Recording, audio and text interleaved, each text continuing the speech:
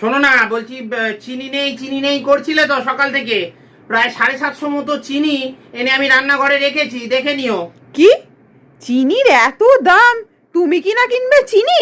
আরে না রে বাবা, আমি কিনিনি।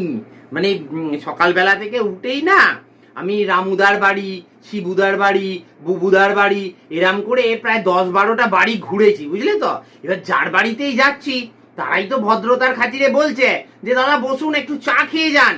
তা আমি তাদের প্রত্যেককে বলেছি যে দেখুন, কিছু মনে করবেন না, আমার তো আসলে সুগারটা খুব বেড়েছে, তো আমি এখন চিনি ছাড়া চা খাচ্ছি। তো আপনারা এক কাজ করুন, আমাকে চিনি ছাড়া চা দিন, আর যে চিনিটা চায়ে দেবেন ভেবেছিলেন ওটা বরং আমাকে প্যাক করে দিয়ে দিন। আমি পরে সুগার কমলে ওই চিনিটা খেয়ে নেবো, তাতে আপনাদেরও সম্মান রইলো আর আমারও একটু আপনাদের বাড়িতে ভালো চা খাওয়া হবে।